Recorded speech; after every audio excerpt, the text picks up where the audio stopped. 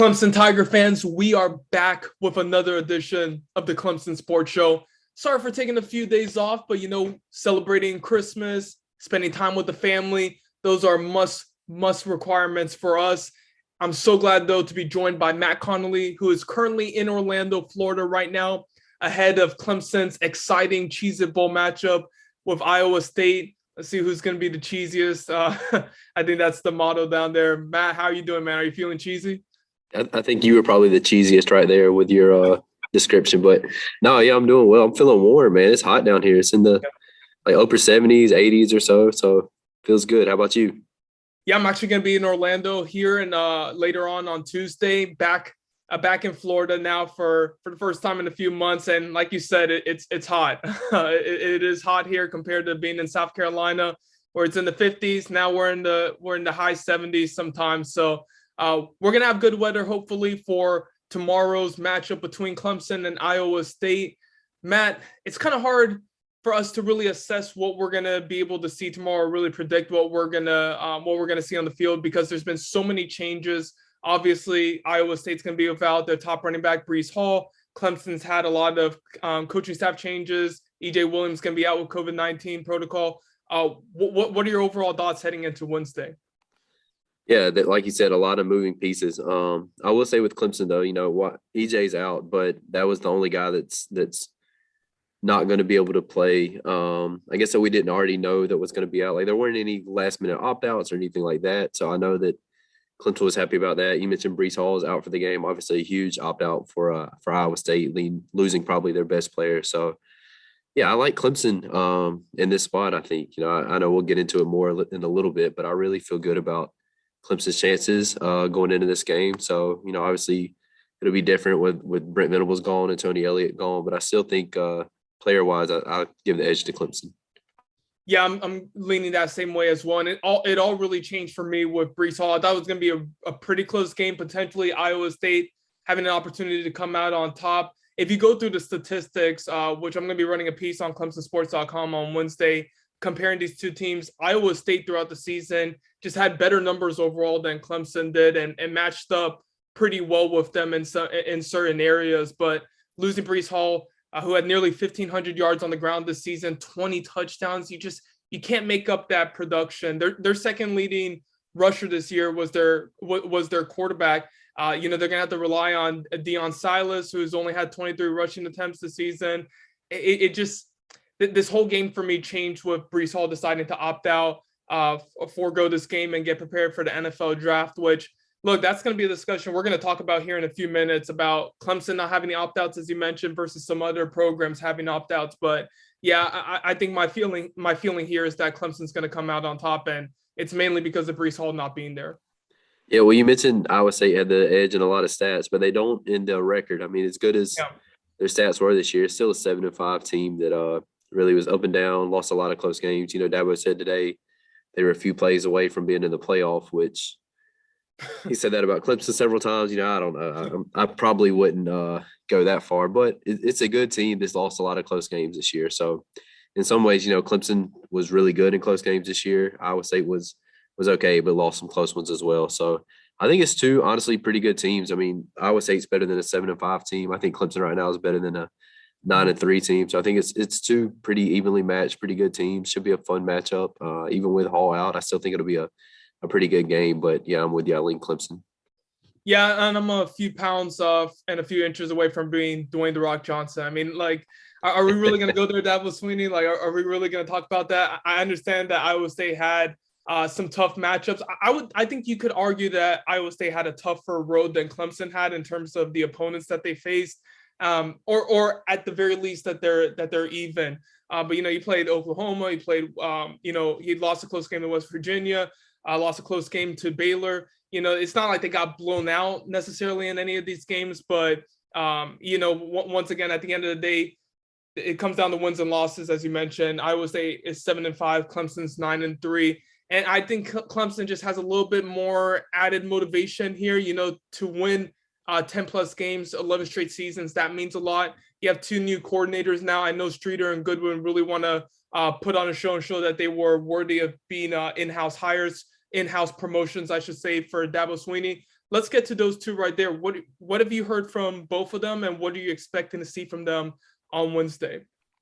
Yeah, it's interesting. With Streeter, the main thing we've heard a lot leading into this game is just tempo. I think Clemson's going to use a lot of tempo against Iowa State. Something that Streeter talked about, is something Dabo's talked about, is something talking with Will Shipley yesterday he talked about. So offensively, I'm expecting a lot of tempo. Defensively, I think Wes is going to be aggressive and kind of continue that same Brent Venables philosophy of trying to make things happen defensively. Don't sit back and let the offense attack you, bring the attack to them. So I think for sure we'll see an really aggressive mindset on both sides of the ball.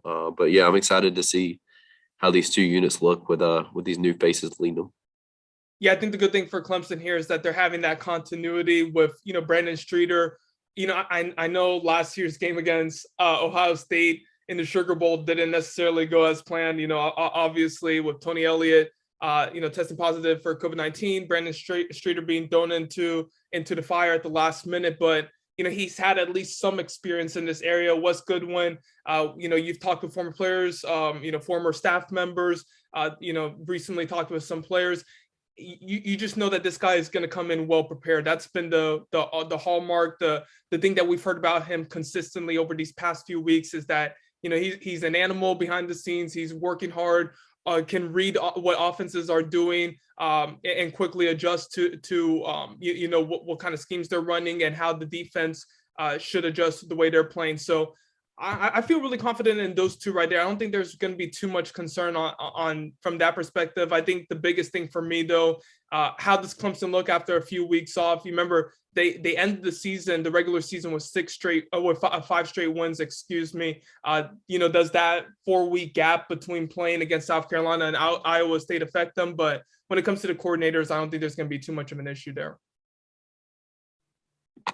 Yeah, and I don't think there's going to be much of an issue either, just with the gap off, with the time off. I mean, Clemson has been really, really good over the years under Dabo Swinney at winning these bowl games. I think they're 7-2 in their last 9 bowl games. He has a philosophy that he believes strongly in, and getting his team ready to play. He's done a great job of it for years, and I expect that to continue. So, talking with the players yesterday after practice, they said it's basically the same, whether it's a playoff game or whether it's the Cheez-It Bowl or whatever it is, that they're going to treat it the same way as far as their bowl philosophy. So they've pretty much done things the same way they have for years. It's worked out for years for them, and I expect that to continue tomorrow afternoon. So you're there in Orlando. You've been able to see the team practice just a little bit. What have you kind of seen, on the field, and what have you heard from the players afterward? If you can shed some insight there. Yeah, like we talked about earlier, EJ Williams obviously out. He's in COVID protocol. Davis Allen was not at practice yesterday, but I do expect him to play in the game. It's not a COVID related, anything like that. But he was absent for practice yesterday, so that was kind of interesting. Will Sweeney was actually working with the ones yesterday at receiver, and Joseph Ngata with the twos, and I guess it's just Will playing that slot role. So it looks like he'll probably start again at slot receiver. And then Lavonte Bentley in at linebacker for Baylon Spector, who had surgery and will miss the game. So those are a few things just noteworthy wise from practice. Tyler Davis and Will Shipley, we talked with those guys yesterday. I thought it was interesting. Shipley was asked if he met some of his goals or met most of his goals for his freshman season this year, and he said absolutely not, that he didn't get close to him. He didn't go into a lot of detail, but I just thought that was interesting. And then with Tyler Davis, he said Wes is going to do a few new things. So I thought that was interesting too, that he has a few things planned that he wants to do differently than Venables. Tyler also said, he's from this area, that he came home and had some of mom and dad's cooking, which is always good. He said he had some fried chicken and spaghetti, and he was supposed to bring back several of his teammates some plates, and he ended up eating them all. So we've all been there. It happens. But yeah, it was good to talk with those guys yesterday. All right, so you brought up Tyler Davis, also brought up Will Shipley. I think those two guys, on either side of the football are the ones that we believe could be standout performers. I want to get your thoughts here before I share who I believe will be the standout performers on each side of the ball. For offense and defense, which players do you think will be the top players for Clemson come Wednesday? Yeah, on the offensive side of the ball, I agree with you with Shipley. I think he's going to have a really big game. He's a guy that was playing really well late in the year. Obviously had a big game against South Carolina. Did some nice things, really in every game down the stretch once he came back from getting hurt at NC State. So Offensively, I'll go with Shipley. I think that Clemson's going to lean on him, and he'll have a big game. Defensively, man, there's a lot of options on that side of the ball.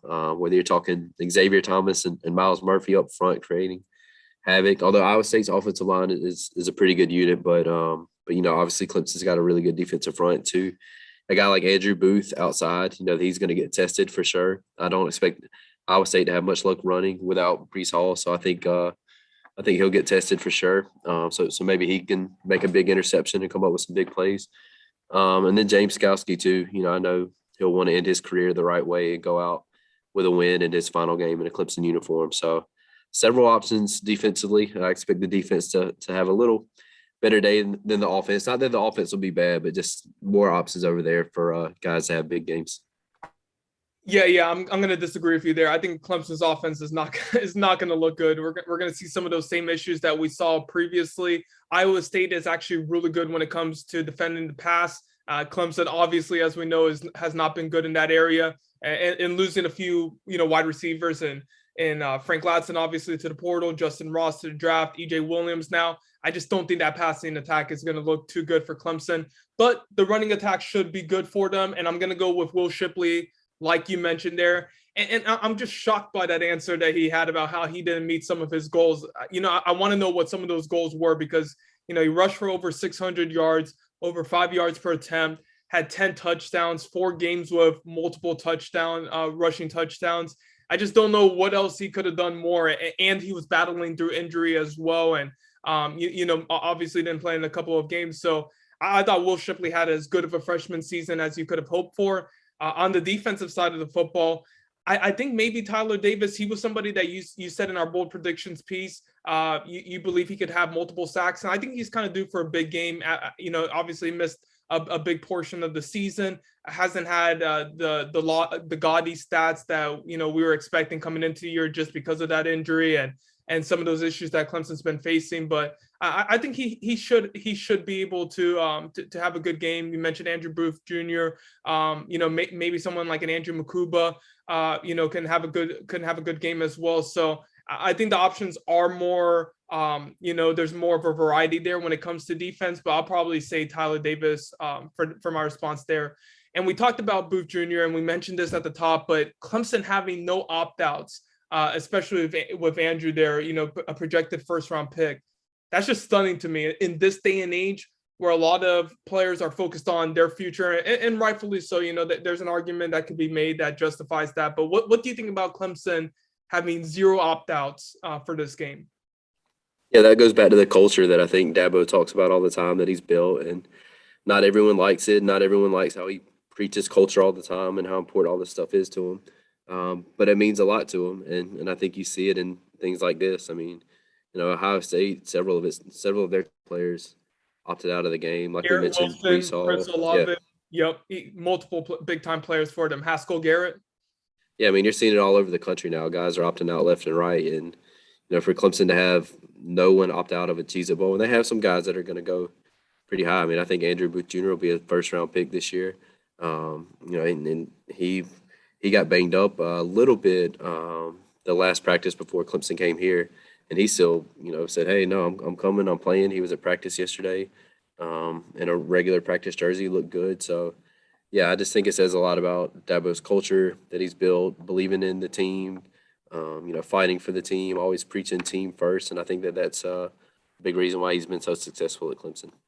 And we're going to get into some recruiting talk, but I tie this directly to recruiting because it's been a big topic of discussion, as you mentioned before. And that's just something that Dabo Swinney, he carries that mentality to the recruiting trail. And it kind of has this snowball effect that pours in, that rolls into their time at Clemson, these players' times at Clemson. He really convinces them and sells them on the idea that this is a family, this is a brotherhood, and you don't let your brothers down. And if you're an Andrew Booth Jr., you don't want to let your brothers down in this game here, even though it is the Cheez-It Bowl, even though it is against Iowa State, a 7-5 team. This isn't Clemson playing against Ohio State in the college football playoff or playing against Alabama. It means a lot, and I think them potentially having a chance to win 10 games, again for the 11th straight season. that means a lot to them, and they don't want to be a part of the team that let that streak down. So it goes beyond the football field. It goes to the locker room. It goes to the culture that's been established at Clemson. And the opt-outs, not having opt-outs when a lot of these programs are dealing with it. You mentioned Ohio State. You see Michigan State with Kenneth Walker and Pittsburgh with Kenny Pickett. You see guys opting out, big-time guys opting out. To have none for Clemson really is a testament to the culture that Dabo has built. Yeah, I agree with you 100%. I think that in like you mentioned, that 10th win, I think that's big too. I mean, that's an incredible streak when you can go 11 straight years if they're able to do it, winning 10 games every year. This speaks about the consistency. And, you see programs like in LSU a few years ago that'll have a great year, but they can't sustain it the way Clemson has. And, has Clemson had a playoff level year this year? No, but as Dabo said today, you look at the losses. It was to Georgia, a playoff team on a pick six, to Pitt on the road against a Heisman finalist and Kenny Pickett, and NC State on the road in double overtime against a really good NC State team. So still a really good year. I know I'm even tired of hearing them say it too, but still literally a few plays away from having a shot to go to the playoff. It's the truth. Even if I'm tired of hearing it, it is the truth. Yeah, I mean, it's a good season, chance to finish off on a strong note. I think that's a big reason why these guys are sticking around. The only thing I'll push back on that, and, it's because we follow Clemson closely. I don't necessarily know with every single Iowa State game if there were a few plays from making it to the playoff, as Dabo would try to have us believe. But with Clemson, you could argue it the other way too. They were a play away from losing against Georgia Tech. If James Kowski doesn't make that great stop in the red zone there against Louisville, they were one play away from losing. Only up 6 points with Louisville in the red zone, four shots at the end zone. So, you can make that same argument as well. That 100%. Yeah, Clemson could easily be 11-1. They could easily be 7-5 too. Yeah, or even worse. I mean, they could have missed out on a bowl if some things go the wrong way. So I agree with you, and that's why I'm kind of like, come on, Dabo, do we have to say this every press conference? But yeah, you're right. No, for sure, it definitely could have gone the other way in some of those games. Yeah, I definitely disagree with Dabo and what he was trying to sell us on there. But at the end of the day, Clemson is in a spot to win their 10th game of the season after starting off 4-3. Matt, does Clemson get there? Do they win their 10th game of the year? I think so. Yeah, like we talked about earlier, Brees Hall. But I really think I would pick Clemson even if Brees Hall was playing. I just feel like Clemson's defense is that good. They played great. Obviously, this is not the South Carolina team, but they played great, obviously, against South Carolina defensively, getting a shutout. I think that unit was playing better and better as the year went along. I think that they'll miss Brent Venables some, definitely as the years go along, but I don't know that it'll be this game where you'll really see a big difference from him and the defense just having a huge jump back or anything. And I don't expect that to happen overall. I just do think that there will be times when, Clemson will miss Brent Venables. You don't lose a guy that good and not miss him some over the years. But I don't think we'll see a big loss in this game with him not being there. I actually think Streeter, I feel good about what he's capable of doing. I like that he's going to be using more tempo and stuff. So, I think it'll be a lot like most Clemson games this year, a kind of close, ugly, low-scoring game that Clemson will find a way to win. Yeah, I think the absence of Brees Hall is huge here. Iowa State averaging 33 points per game. I think losing Brees Hall easily takes them down about 11 or 12 points off what potentially reaching that season average mark, and being able to control time of possession, because they're one of the top teams in the country when it comes to time of possession, having the ball 31 minutes per game. Clemson averages 29 minutes per game. I think that kind of flips it now. I think Clemson will have the ball just a little bit longer because of their rushing attack and the lack of a rushing attack by Iowa State, and it puts even more pressure on Brock Purdy, Iowa State's quarterback, just because you don't have that kind of security blanket in Brees Hall, being able to run the ball, be able to open up play action, do some of those things that they would like to do on offense. So I think the absence of Hall changes the game for me. I was probably going to lean Iowa State had he played in this game, but I'm going to go Clemson by about 6 or 7 points. I'll take them 27-21 in this game.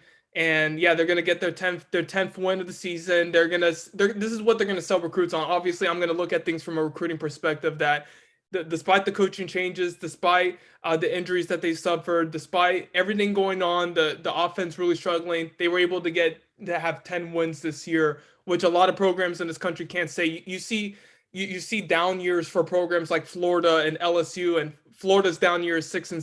LSU's down year is 6-6 heading into their bowl game. Clemson's down year is 10-3, and you can really sell recruits that the standard is really high for them. And despite all of the issues they've dealt with, they got that 10-win season. So, yeah, I'm going with them 100% because of Breece Hall being out of this game. If Breece Hall was in it, I think it's a much closer game. I'd probably lean Iowa State. That's fair.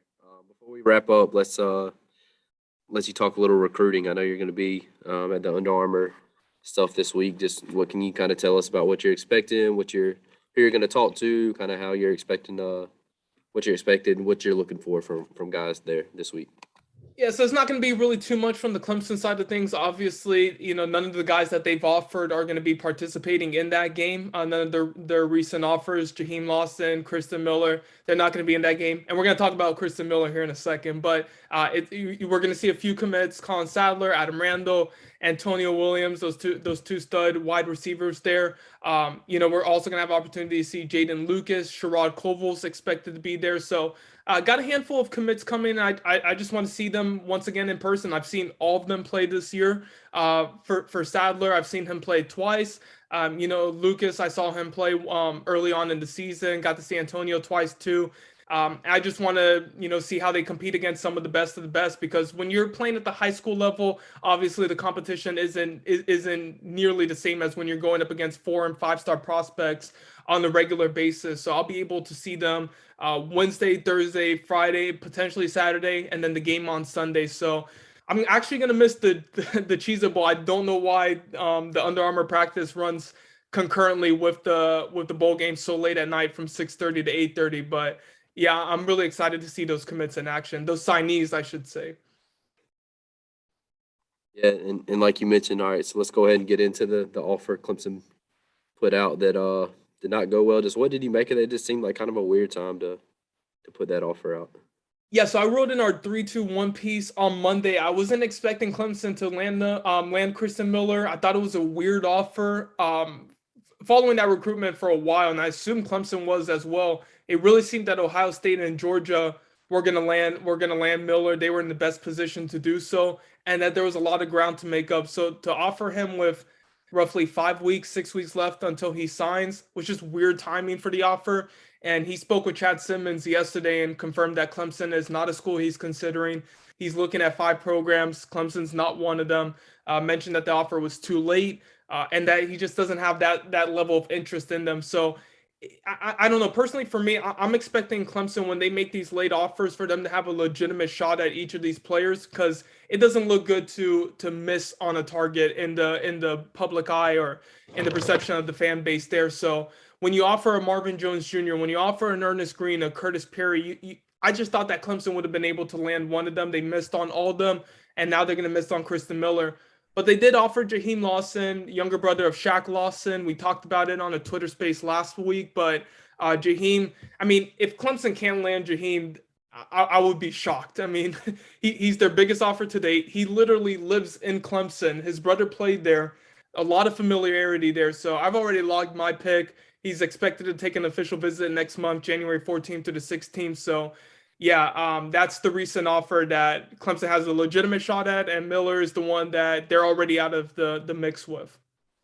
Yeah, just like you said, I mean, at this point, if you don't feel like you have a legitimate shot, if you feel like it's not going to happen, just there's no reason to put an offer out there that you just give other fan bases and even your own fan base frustration. Like, what are we doing? Why are we trying to get this guy so late? That kind of stuff. So.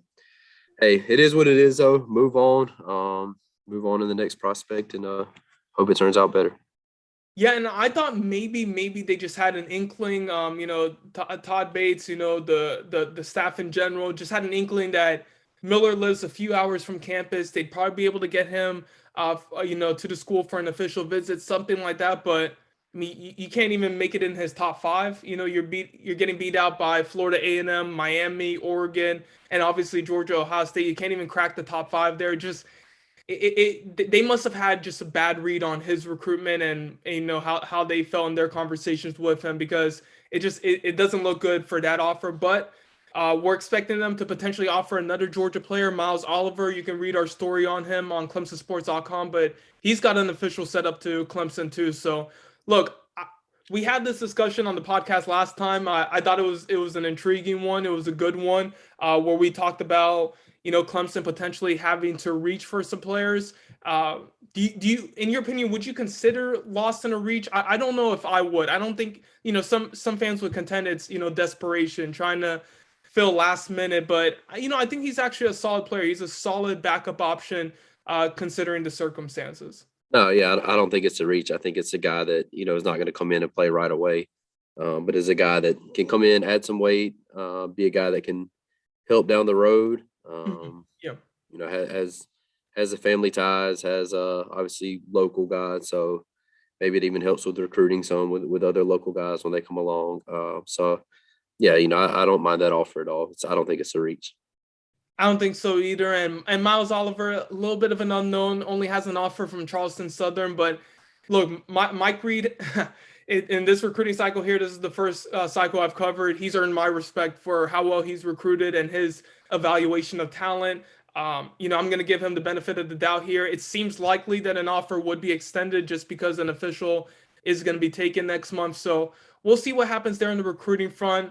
Not expecting Clemson to get a big splashy finish, at the end of the cycle. They're not going to swoop in and add a 5-star, in my opinion. It's just too late. But you add a couple solid pieces that could potentially contribute in 2 to 3 years down the line. It could change some fans' perception of this recruiting class in a couple of years. Matt, before we wrap up everything, before I head on out to Orlando, is there anything that you just want to say, whether it's about Clemson's upcoming matchup with Iowa State, recruiting, anything like that? Yeah, just excited to see this game. I think Dabo mentioned it at the time, just that all the other games get overlooked now with the playoff. I think you're seeing that around the country, but there are a lot of really good bowl games happening. There have been some good bowl games. There will be more good bowl games. Thankfully, everything's in good shape with Clemson and Iowa State for the most part as far as COVID, but the game's not in any doubt of being canceled or anything like that. So just excited. I would encourage people to tune in. Should be a fun game. Should be a fun bowl season. Check out ClemsonSports.com. We'll have tons of coverage of the game, leading up to the game, after the game, everything you need. So, yeah, I think just enjoy it. It's going to be a long time before we have another Clemson football game again after Saturday or after Wednesday. So enjoy the game. Check out ClemsonSports.com. Come hang out on the message board, and let's have fun with football one more time this year. And Matt, I think we'd be remiss if we didn't even mention DJ Uyunglele. We really didn't talk about him too much in this podcast. Can I get your quick thoughts just based off what you've seen from him, what you've heard? Are you expecting a healthy, confident DJ? Are you expecting someone who's going to be a little bit limited? What are your expectations for him? Yeah, I'm honestly expecting more of what we saw towards the end of the year. I mean, he's not close to 100%. You can tell he's still been practicing with the splint on his finger, and then just walking around here. Seeing him walking around in Orlando, his knee he's still got a big brace on it, clearly still bothering him some. So he's far from 100%. He's by far and away the best option with Tyson Pumachan transferring, but he's not 100% and even close to it. So I don't think they're gonna lean heavily on him to run or anything like that. I think that he'll be pretty limited, honestly. Yeah, and if anyone's betting, I'm not a bettor. I'll tell you that straight up. I stopped betting after I put one bet down on my Dallas Cowboys a few years ago and lost it. I no longer bet. But if anyone's gonna be betting on this game, it seems likely that Clemson's gonna eclipse that 200-yard rushing mark. It feels like that feels like the safest bet of this game, in my opinion. That was one of my predictions. Iowa State's pass defense, like I mentioned, I think it's top 15 in the country. They're really good when it comes to defending the pass. EJ's missing some weapons, and you got that trio of running backs there, and Phil Maffa, Will Shipley, Kobe Pace, expecting a big game out of them, and for DJ not to be used too much. And plus, I think losing Tyson Pumachan to the transfer portal also hurts here. Maybe you would have intertwined him, put him in the game just a little bit more, switched him in and out for DJ. You have Hunter Helms there, but you want to make sure that DJ stays healthy. You don't put him in any compromising positions. So Not expecting a big day from DJ, maybe 20 passes if that, but a huge running day. So those are our final thoughts for Clemson, Iowa State. Let us know what your predictions are. Share it down in the comments below. Head to the Tigers Den message board on clemsonsports.com and share with us how you think this game will play out. Until next time, we'll see you all Wednesday night or early Thursday morning for our post-game recap. So stay tuned, all.